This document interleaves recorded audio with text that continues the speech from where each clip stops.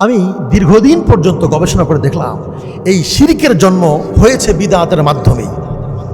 আপনারা জানলে অবাক হবেন, এই যে মূর্তি পূজা আছে, এই মূর্তি পূজাটাও সর্বপ্রথম শিরক ছিল না। প্রথমে শুরু হয়েছে এটা বেদাত দিয়ে।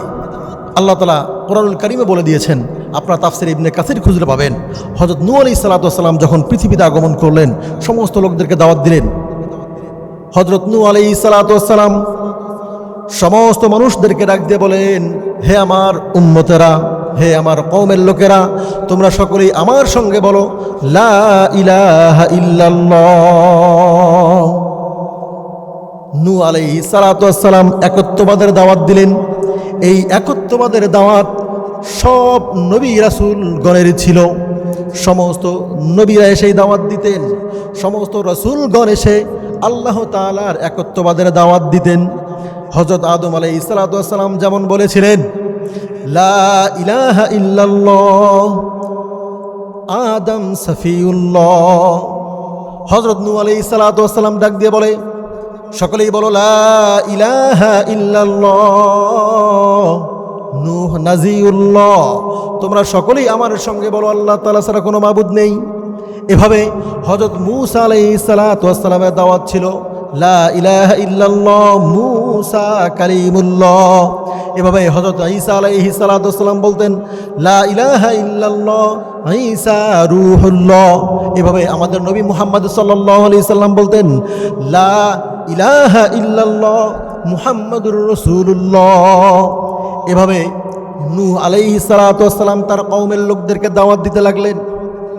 সমস্ত মানুষেরা ডাক দিয়ে বললেন, তোমরা وقالوا لا تذرن آلهتكم ودا ولا سواعا ولا يغوث ويعوق ونسرا।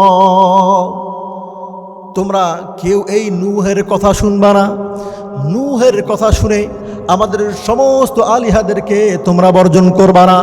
তোমরা এই নূহের কথা শুনে আমাদের ওয়াদ, সুয়া, ইয়াগুস, ইয়াউক, নাসর, এই 5 জন প্রতিমা যা আছে, এই 5 জন ইলাহকে তোমরা কেউ বর্জন করবা না। প্রিয় ভাইয়েরা আমার, এই 5 জন ব্যক্তির নাম বলতেন। এই 5 জন ব্যক্তি এক সময়ে অনেক বড় আবেদ ছিলেন, জামানার মুজাদ্দিদ ছিলেন। তাফসীর ইবনে কাসির বর্ণনা করে এক সময়ে এই 5 জন ব্যক্তি এক এক করে 5 জন ব্যক্তি যখন মৃত্যুবরণ করে, তখন ইবলিস এসে তার কওমের লোকদেরকে বলে, হে মানুষেরা, তোমাদের উপরে আল্লাহর গজব নাজিল হয়ে যাবে, তোমাদের উপরে আল্লাহ তাআলার লানত বর্ষণ হবে। কেন লানত বর্ষণ হবে? তোমরা এই 5 জন মানুষের কথা শোনো নাই। এই 5 জন ব্যক্তি তোমাদেরকে দিনের দাওয়াত দিতেন, তোমরা দাওয়াতকে গ্রহণ করো নাই। এই 5 জন লোককে আল্লাহ তাআলা উঠিয়ে নিয়েছেন। এর মানে হলো পৃথিবীতে গজব দিয়ে তোমাদেরকে আল্লাহ তাআলা ধ্বংস করে ফেলবেন। ইবলিস এভাবে বলার পরে বলতে লাগলেন, তোমরা একটা কাজ করো, তোমরা যদি এর থেকে পরিত্রাণ পেতে চাও তাহলে তোমরা আমার কথা শুনে নাও, আমার কথা মোতাবেক তোমরা কাজ করো। লোকেরা বলতে লাগলেন, কি এমন কথা, কি এমন কাজ যেটা করলে আল্লাহ তাআলার লানত বর্ষণ হবে না? ইবলিস ডাক দিয়ে বলে, আমি এদের জন্য তোমাদের কাছে একটা প্রতিকৃতি তৈরি করে দেই, মূর্তি বানিয়ে দেই, যেই মূর্তিটা তোমরা এমন এক জায়গার মধ্যে রাখবা, যেই জায়গার মধ্যে ওই 5 জন মুজাদ্দিদ এসে দিনের দাওয়াত দিতেন।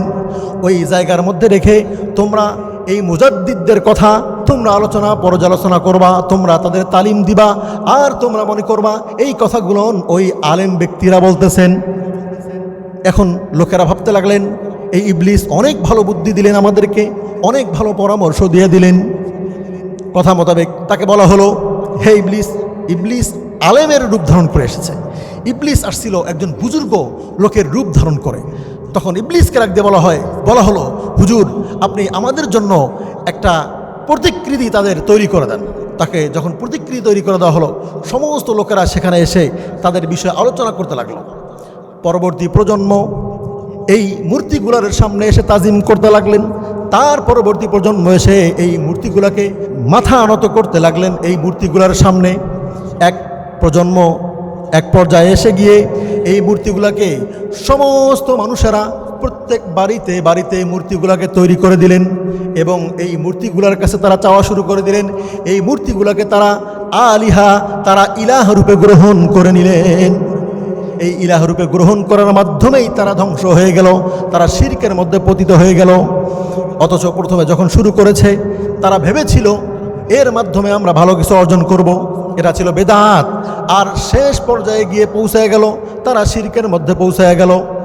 এভাবেই প্রিয় ভাইয়েরা আমার, আজকে বাংলাদেশে নয় সারা পৃথিবীতে যেই মাজারগুলো আছে এই মাজারগুলোতে সর্বপ্রথম তারা শুরু করেছে বেদাতের মাধ্যমে, বেদাত দিয়ে শুরু করেছে। আজকে অসংখ্য মাজারের মধ্যে মানুষ গিয়ে সাজদা করে, অসংখ্য মাজারের মধ্যে মানুষ গিয়ে আল্লাহর কাছে চাওয়া বাদ দিয়ে ওই মাজারওয়ালাদের কাছে চায়। এর কারণ হলো এই বিদাত যে তারা শুরু করেছে, এই বিদাত তাদেরকে শিরকের পর্যায়ে পৌঁছায়া দিয়েছে।